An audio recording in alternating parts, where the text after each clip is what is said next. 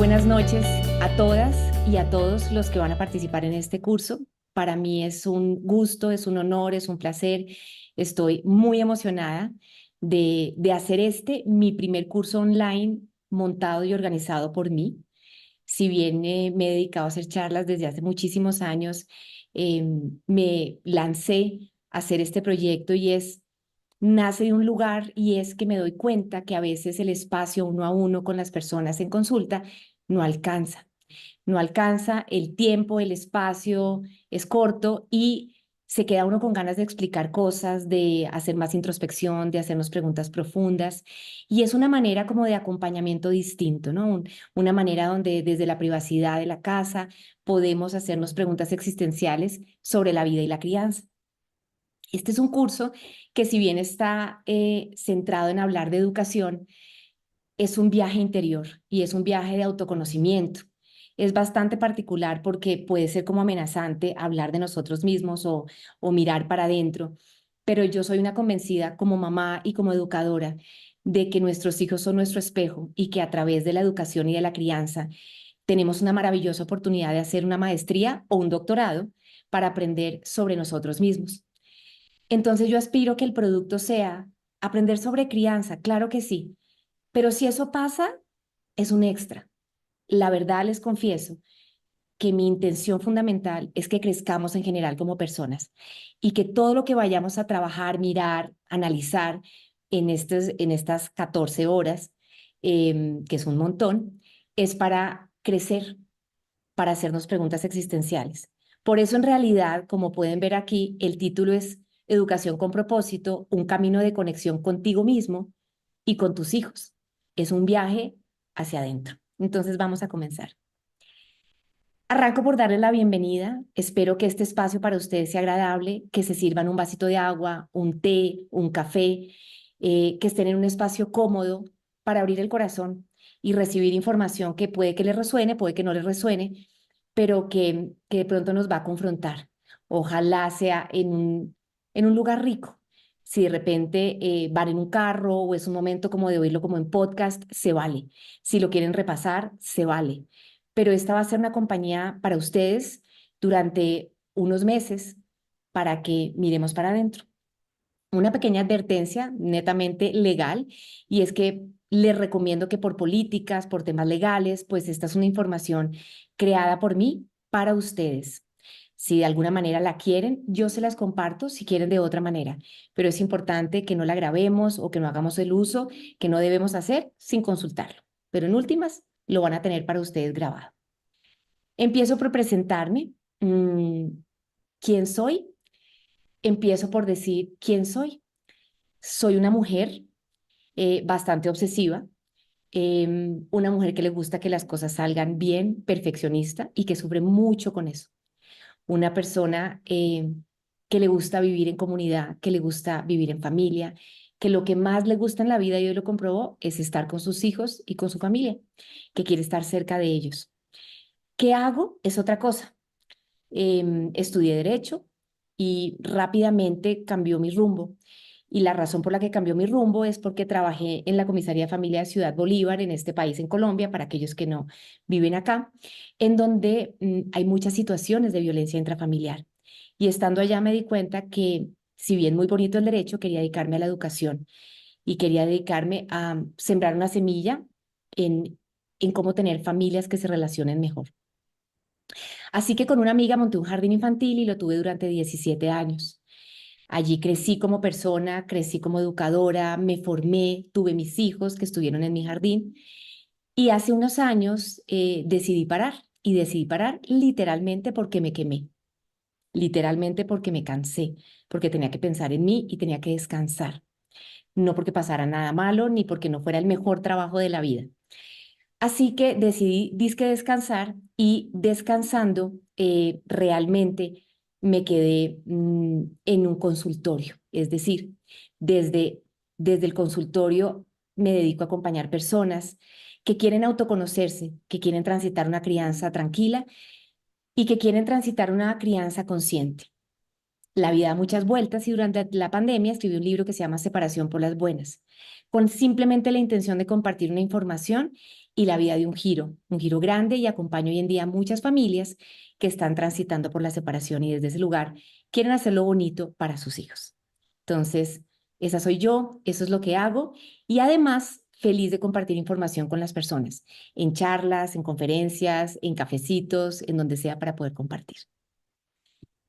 Algunas recomendaciones para esta charla. Lo primero, tengan un cuaderno, un diario, su celular, algo donde sientan que puedan anotar y guardar esta información si les resuena.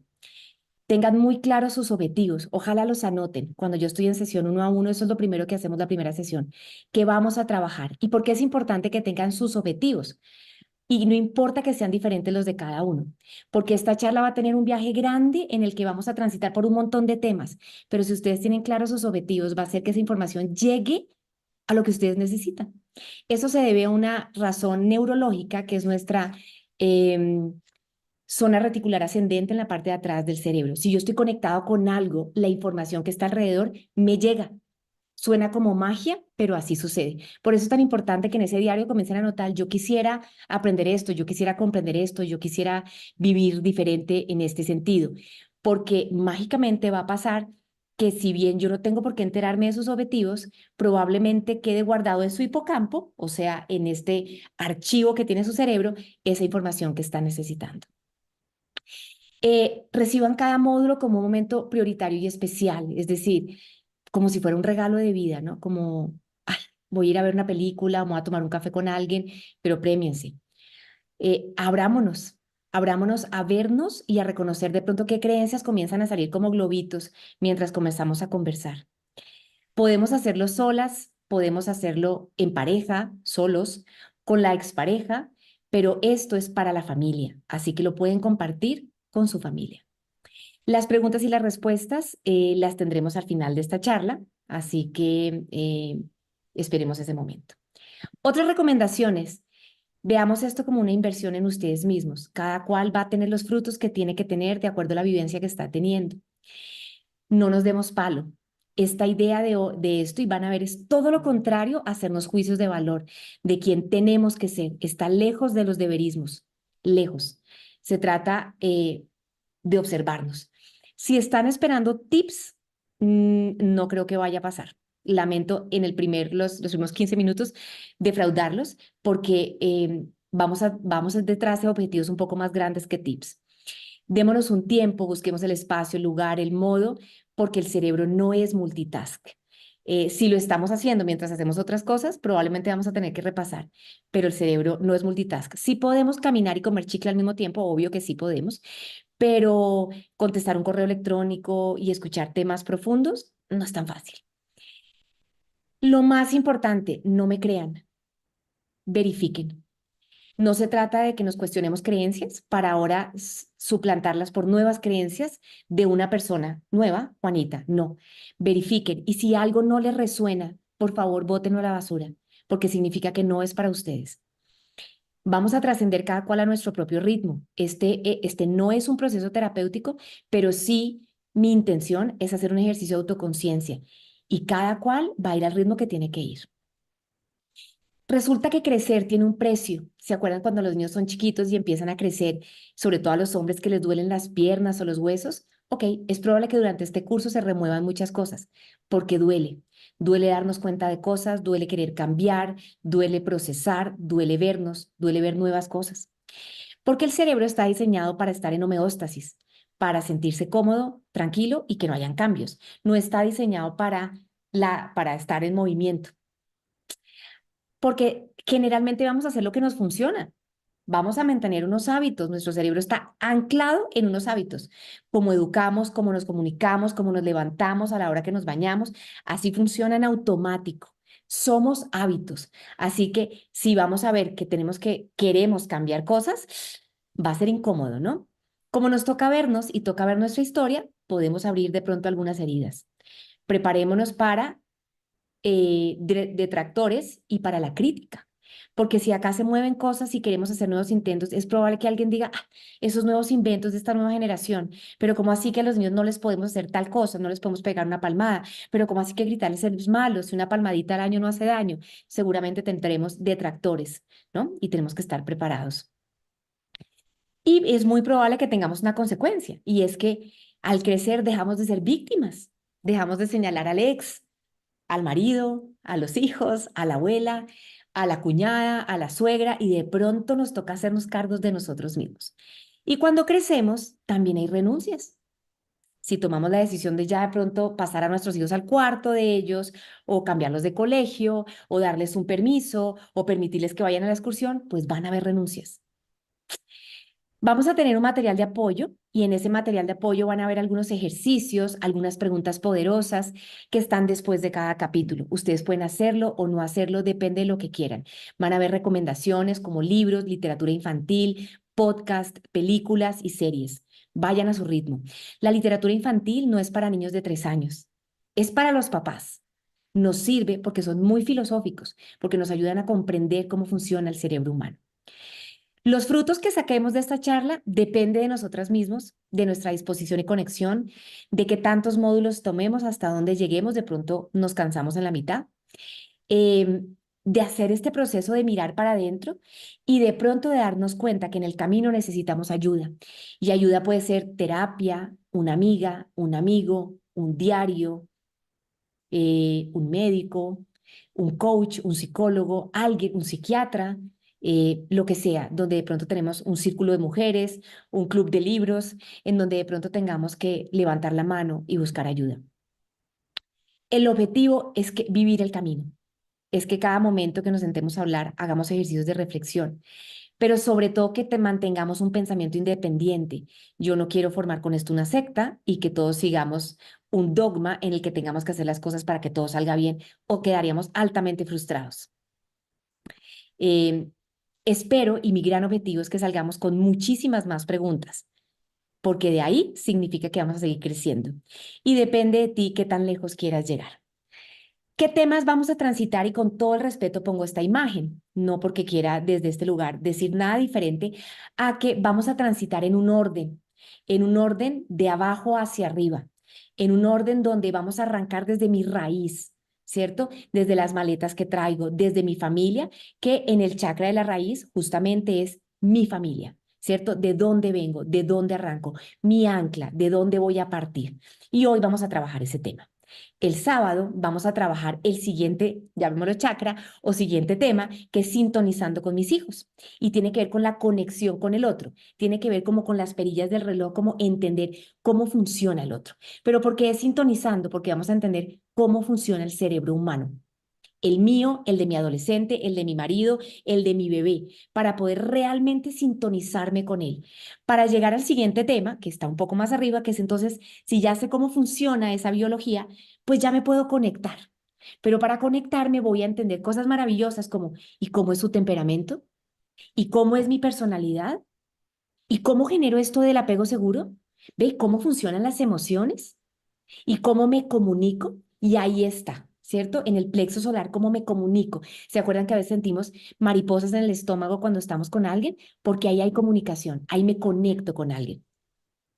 Luego vamos a trabajar educar en coherencia, es decir, vamos a empezar a aplicar herramientas desde la disciplina positiva para saber cómo poner en nuestro hogar normas, límites, cómo manejar una desregulación. Y cuando hablo de una desregulación o una pataleta, no necesariamente hablo del niño de 2 años, hablo de la desregulación del adolescente, mi propia desregulación. Por eso aquí estamos abarcando todas las edades en la familia. ¿Cierto? Luego vamos a hablar sobre una crianza en equilibrio para una vida feliz, es decir, cómo cuidarme a mí mismo como cuidador, y cómo trabajar en equipo con mi red de apoyo, con mi familia, con el que sea mi familia, con mi ex, con mi esposo, con mi nueva pareja, con mi familia recompuesta, con la persona que me ayuda en casa, con mi mamá, o sola, pero completa. Y al final hay un bonus para aquellos que quieran hacer el séptimo, de pronto no todos, en donde vamos a trabajar dos temas, que es cómo transitar o cómo vivir esta parentalidad y todos estos temas si estamos transitando por un divorcio. Y cuando no es tan fácil, también si tenemos en algún caso algo de neurodiversidad en nuestra casa, aunque vamos a aprender el sábado que en realidad todos somos neurodiversos. ¿Cuáles son los fundamentos que vamos a trabajar acá? 4. Vamos a fundamentarnos en la disciplina positiva, en la neuroeducación, en la neurodiversidad y en la logoterapia. Esos son mis cuatro amores. Mis cuatro amores son el suelo sobre el cual he trabajado, vivido, compartido, educado a mis hijos y sobre los cuales me veo a mí misma. ¿Qué es la disciplina positiva? La disciplina positiva es una corriente que se basa en el respeto mutuo. Desafortunadamente, tanto la disciplina positiva como la crianza consciente o la crianza respetuosa está pésimamente interpretada. Y me llegan a consulta muchas familias que creen que la disciplina positiva o la disciplina consciente tiene que ver con negociar todo con mis hijos y darles permiso de todo para que sean felices. Preguntarles si les hago papas fritas o yuca, o si les parece bien ir a este jardín o al otro, o si de pronto se quieren cambiar de colegio, o si están de acuerdo con que papá y mamá se divorcien. Y eso es lejos de esta teoría de la disciplina positiva. De hecho, porque es uno de mis amores, porque amo la palabra disciplina. Como vieron, yo tengo mi raye, yo soy de esas personas en que me gusta como el perfeccionismo. Entonces, soy de las personas que creo en la disciplina para amar, para educar, para criar, para cocinar, para aprender, para trabajar, para tener hábitos. Esta es una corriente que habla de la cooperación, que habla del desarrollo de las habilidades, ¿no? Y está desarrollada por Jean Nielsen, que es una psicóloga y una educadora espectacular, que espero que la sigan, porque nos ayuda a tomar decisiones desde el cerebro humano. ¿Cuáles son esos principios sobre los cuales nos vamos a basar y sobre los cuales la disciplina positiva, digamos que pretende florecer todas sus ideas? El primero, el respeto. Yo lo traduzco en trata a tus hijos como tratarías a tu jefe. Desde el derecho y como abogada les digo, un niño nunca tiene un menor derecho. De hecho, tiene derechos superiores a los nuestros. Entonces, el respeto mutuo implica que yo puedo educar a mi hijo desde la manera amable, pero firme, entendiendo que su cerebro se está desarrollando, pero que yo lo tengo que acompañar con respeto, donde no se valen ni los gritos, ni las humillaciones, ni los golpes, de ninguna manera. Si yo a mi jefe le voy a decir, venga, lo meto al agua helada, a ver si aprende, hagamos lo mismo con los niños. Pero ¿por qué trataría diferente a mi hijo si tiene un mayor derecho? El segundo es el entendimiento. ¿Qué es el entendimiento? Es entender y saber cosas de crianza. Es, es saber cómo funciona el cerebro, es saber que el desarrollo de los niños tiene unos periodos, es entender que una pataleta es algo normal que tiene que pasar, que la autorregulación es un proceso o una habilidad emocional que se aprende, que no nazco con ella. Pero si yo tengo información, puedo hacer un mejor trabajo en cualquier cosa. Tercera, se centra en enseñar habilidades sociales porque estamos convencidos de que el camino a la felicidad tiene que ver con las habilidades sociales. Se habla de las consecuencias lógicas. Eliminamos premios y castigos, es decir, eliminamos el negocio que tenemos montados muchas veces en casa. Ese negocio en el cual yo, para lograr cosas con mis hijos, les negocio con un premio, con un postre, con ir a un almacén, con darles un regalito, o con que no haya regalo de Navidad, o con que no puede ver televisión, o con que le quito un dispositivo, o con que no va a comer, etcétera, etcétera. No, la disciplina positiva habla de que la vida y los padres debemos mostrarle a los niños cómo funciona la vida, con consecuencias lógicas, igual que uno. Pues si no me pongo el saco, me da frío. Si no como, pues me da hambre. Si llego tarde, me pierdo de algo. Si no estudio, me va mal. Si me duermo tarde, pues me trasnocho. Así de sencillo es educar. Plantea el involucramiento de los padres, es decir, que los niños no crecen por generación espontánea y que quedan bien educados por eso. Hay una frase muy linda de un educador que dice, los niños siempre saldrán educados, bien o mal educados, pero educados. Entonces el involucramiento implica cómo los quiero educar, qué nivel de protagonismo quiero tener en este viaje de mis hijos. ¿Quiero que sea por ósmosis, por generación espontánea? ¿O quiero que pasen los años y al final yo decir, me siento orgulloso, me siento orgullosa de la labor que estoy haciendo? Porque decidí ser mamá, decidí ser papá. Nadie me obligó. De ninguna manera, nadie me obligó. Así que me involucro.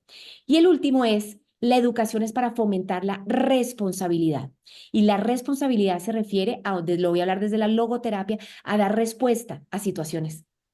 Enseñarles a nuestros hijos a que den respuesta a lo que les pasa. Que tienen hambre, den respuesta. Que tienen una tarea, que la hagan. A ser amigos, que den respuesta, ¿no? No simplemente a ser juiciosos. Desde ahí no es la responsabilidad. Es la vida nos pregunta todo el tiempo. ¿Y cómo respondemos? ¿Qué es la neuroeducación? Ok, la neuroeducación es una disciplina que busca involucrar la ciencia y el estudio del cerebro de los últimos años, o sea, de la última década, y cómo tener técnicas educativas para ser asertivos y eficientes en la educación de nuestros hijos. Nuestros papás no tenían ni idea cómo funcionaba el cerebro humano. Hoy en día tenemos información a la vuelta de un TikTok. Está en Instagram, está en todas partes, está en la televisión, en las propagandas, en el neuromarketing. No hay disculpa para no saber cómo funciona el cerebro.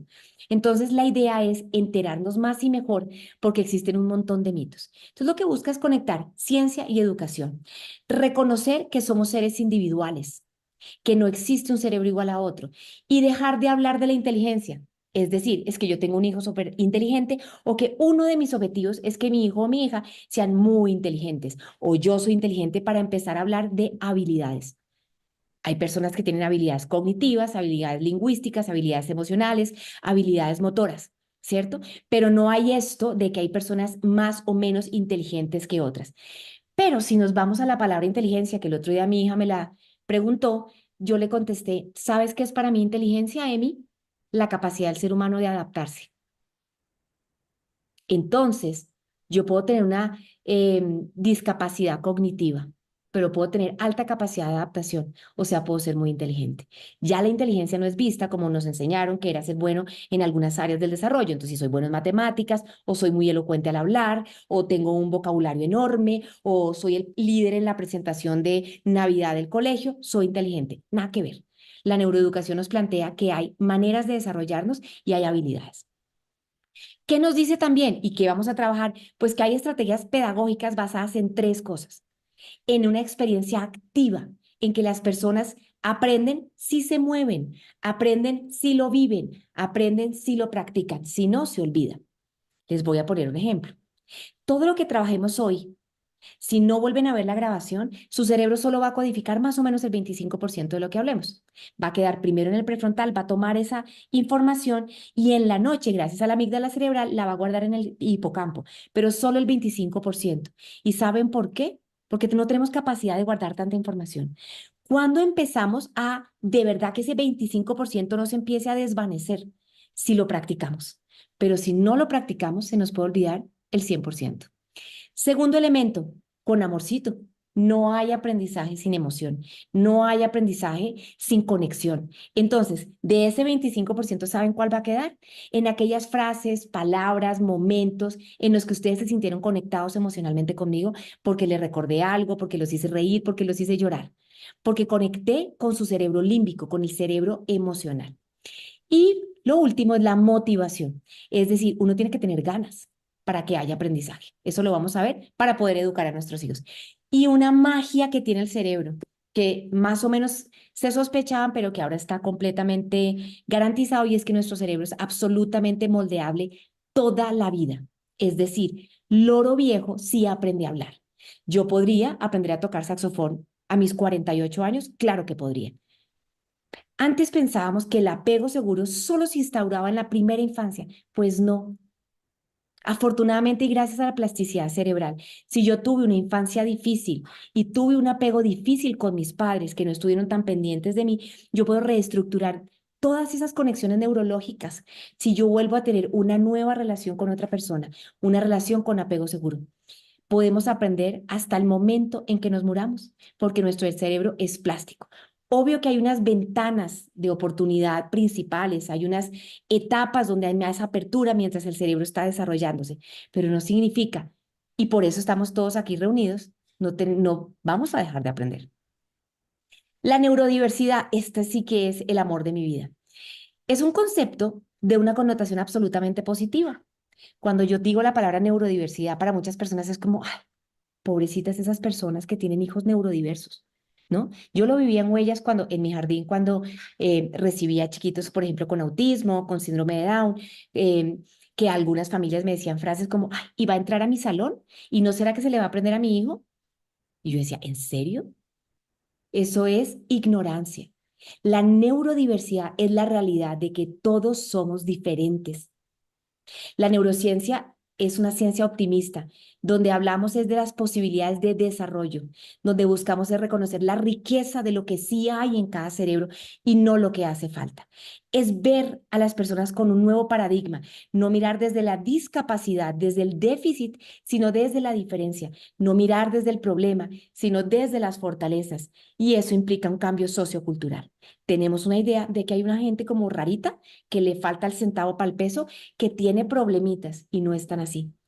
Mi ideal, si llegan a ver hasta el último capítulo, es aprender justamente eso o reconocer que cuando vamos al supermercado, todos somos neurodiversos. Yo siempre hago un chiste y es que mi casa es neurodiversa.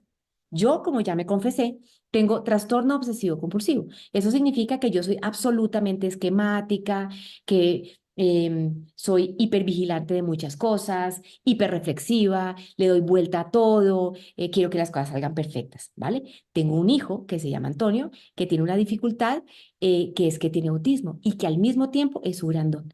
Tengo una hija que ha transitado por temas de ansiedad importantes y no les cuento el tema de ansiedad que tiene el perro y el gato.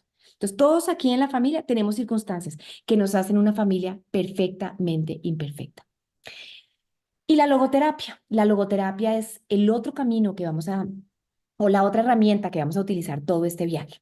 ¿Qué es la logoterapia? Eso traduce la terapia del sentido. ¿Eso qué significa? Es un camino para hallar sentido.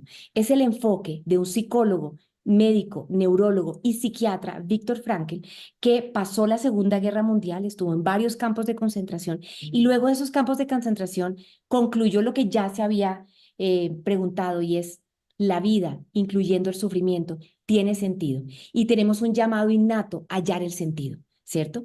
Entonces, desde la crianza, esa es la meta. Por eso se llama educación con propósito, porque la idea es que hallemos sentido en todo lo que hagamos en nuestra crianza y no que sigamos como un dogma una cantidad de tips, sino que para mis valores, mi familia tiene sentido.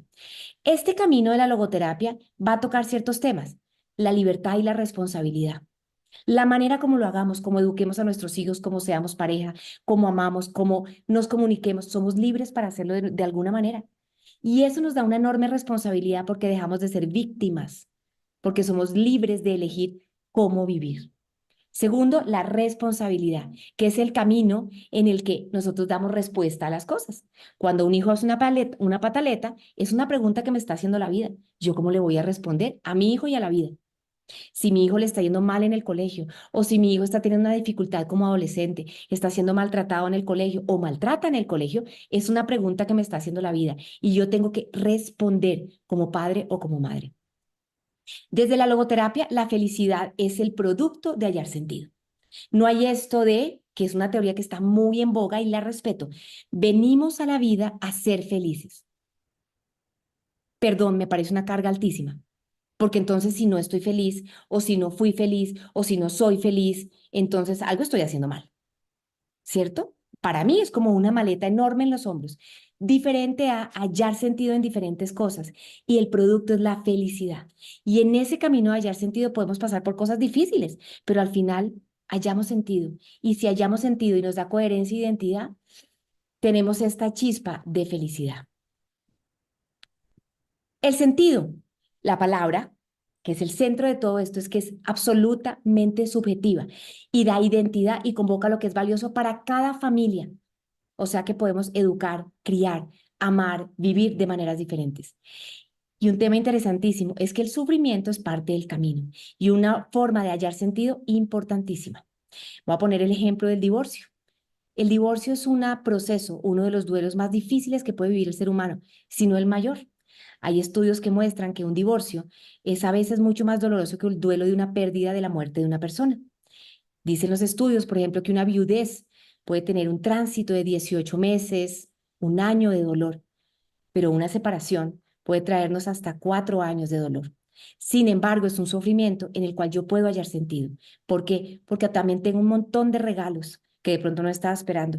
Pero, por ejemplo, vivir más tranquilo, amar diferente, ver la vida diferente, aprender a tener una mejor comunicación, conectarme más con mis hijos, volverme amiga de mi expareja o amigo de mi expareja. En fin, un montón de regalos. Puedo hallar sentido en momentos difíciles. Hay dos recursos espirituales en la logoterapia: el autodistanciamiento, la capacidad de verme, y la capacidad de trascender, que es justamente ser padres o madres, el camino de la trascendencia más importante de todas. Y uno de mis conceptos favoritos: somos tres cosas. Somos lo heredado, es decir, somos biología, somos genética, somos esas etapas del desarrollo, somos un poco de mi papá, mi mamá y mis abuelos, somos un temperamento. Sí, ¿ahí hay algo determinado? Sí, pero eso se moldea porque somos lo vivido. Y es más importante las experiencias, la crianza, la educación, los traumas, las cosas maravillosas que hemos vivido, empiezan a transformar lo heredado y somos más lo vivido que lo heredado. Pero tampoco somos víctimas de lo vivido, porque al final la logoterapia nos dice que somos lo decidido. En últimas, el hombre está siendo. Yo en este momento estoy siendo tallerista o conferencista, no estoy siendo mamá en este momento, ¿cierto? Yo estoy educando en gerundio de una manera, porque esa es la creencia que yo tengo, pero a partir de este momento lo puedo hacer de una manera diferente. Así que la legoterapia es una manera esperanzadora de ver la vida, de educar, de cuidar a nuestros hijos, en donde no es que hay un camino perfecto o que yo lo estoy haciendo mal, sino que lo estoy haciendo de una manera porque es la información que tengo. Así que bienvenidos nuevamente a este curso de educación con propósito que busca unir todos estos puntos. ¿Y cómo los vamos a unir? Pensemos muy bien qué es para mí educar con propósito. Y de pronto tiene que ver con hacer realidad mis deseos, que mis hijos vayan a tal colegio, a tal universidad, que sean felices en el colegio. Sí, de pronto desde mi deseo es que mi hijo sea feliz en tal colegio, pero ¿tendrá sentido? Otra idea que podemos tener es una cantidad de metas, que entre en el equipo de fútbol, o que sea bueno en los deportes, o que le vaya muy bien en matemáticas, o que aprenda otro idioma. ¿Y eso tendría sentido para mi hijo? ¿Es mi meta? ¿Estoy conectado con su necesidad? Y otra idea que a veces unimos con el propósito o el sentido, y este es muy equivocado, es que necesariamente tiene que haber placer. Si conjugan el placer con el propósito y el sentido, fantástico. Por ejemplo, la delicia de dormir con mis hijos. Entonces, ¿tiene sentido? Depende. ¿Mi hijo lo necesita o me da placer a mí para poder madrugar al otro día y dormir más tranquilo y no levantarme 20 veces en la noche? Porque muchas veces hay cosas muy difíciles que no son tan placenteras. Por ejemplo, un parto. Un parto uno no dice, qué delicia, me voy de parto este viernes. No, yo como mamá que tuve dos partos y dos cesáreas digo, es duro y doloroso, pero tiene muchísimo sentido, ¿vale? A veces muchas cosas que tienen placer no tienen sentido, ¿vale? A veces muchas cosas que tienen sentido no son placenteras. A mí no me da placer ir a la dentistería, pero me toca, tiene sentido, ¿cierto? Para mis hijos de pronto no tiene mucho placer que les apague la televisión o que les diga a los 12 años, aún no te voy a dar un dispositivo, o esta película no es para ti, o no vas a repetir más chocolate, o te toca ir al médico. Eso no es placentero, pero tiene sentido. Así que para hablar de una educación con propósito, tenemos que tener tres temas o tres grandes ingredientes. El primero, para que haya sentido y propósito en la educación, tiene que haber conexión. Y conexión es que hay una experiencia de valor. Esto es valioso para mi familia. Nosotros creemos en el colecho o nos gusta comer todos en la misma mesa. Somos una familia que madrugamos. Somos una familia que se baña en la noche. Somos una familia que quiere una educación académica o una educación basada en las emociones. Queremos un colegio que tenga más deporte que arte, o queremos un colegio que no tenga materias y que los niños vayan a disfrutar en el campo. ¿Con qué valioso me conecto yo? Y eso valioso es un faro que está allá. De hecho, para eso son las emociones. Son el polo de lo que tiene sentido. Son el polo de lo valioso. Si yo tengo rabia, es porque me acaban de arrancar algo que es valioso para mí. Si yo tengo tristeza, es porque se acaba de desvanecer algo que es valioso para mí. Si yo tengo miedo, es porque hay la posibilidad de que me quiten algo valioso para mí. Y si yo tengo mucha felicidad, es porque estoy en contacto con lo valioso. Es para que tenga sentido lo que voy a hacer con mis hijos, qué comida les voy a dar, si les pongo esta norma, si les levanto la voz, si les pongo esta rutina, lo que sea, es porque me conecta con algo valioso. Si no, no tiene sentido.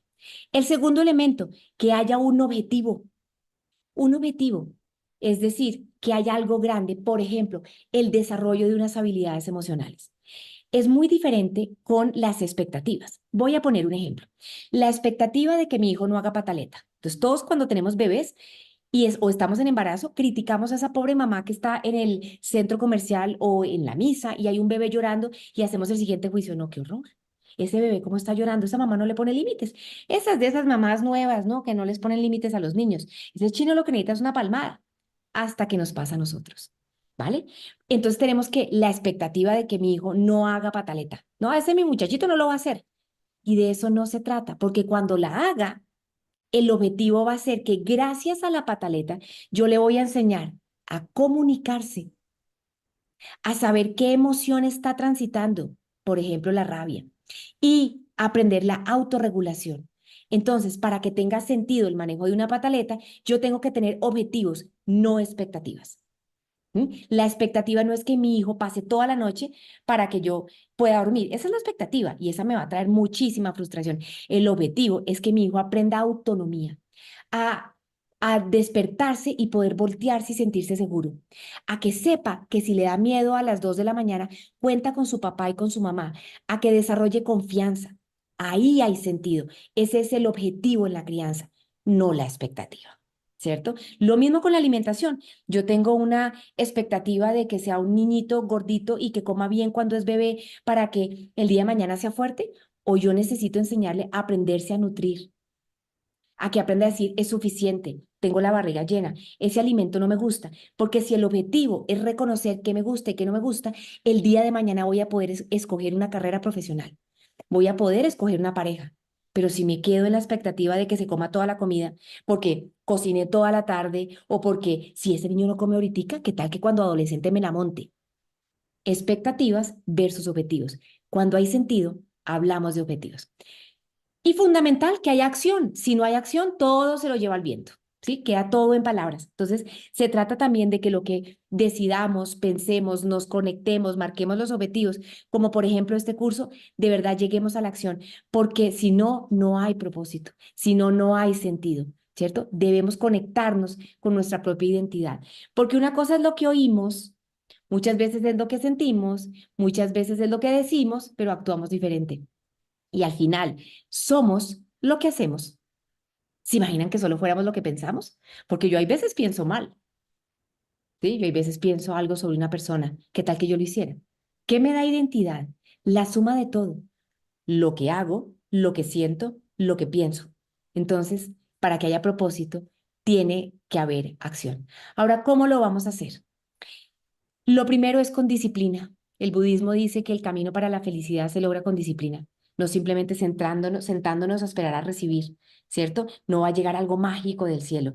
Tenemos que hacer. Segundo, enamórense o enamorémonos de nuestros objetivos de la crianza. ¿Se acuerdan que comenzamos por hacer una lista de qué es lo que yo quiero en este curso? ¿Cuáles son mis objetivos? ¿Qué es lo que yo deseo para mis hijos? Imaginémoslos de 30 años. ¿Qué deseo para mi hijo de 30 años? ¿Cómo quiero que sea?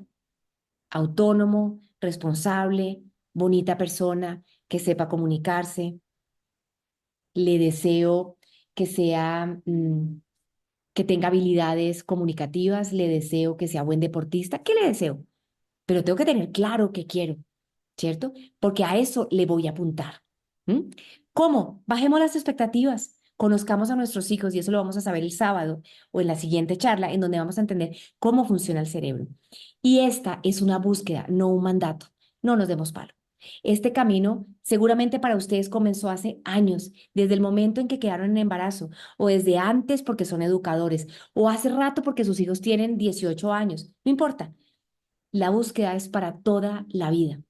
Nuestros hijos pueden dejar de estar con nosotros, pueden irse de casa a estudiar a la universidad, lejos, puede ser lo que sea. Nosotros nunca dejamos de ser padres. Así que vamos a seguir creciendo.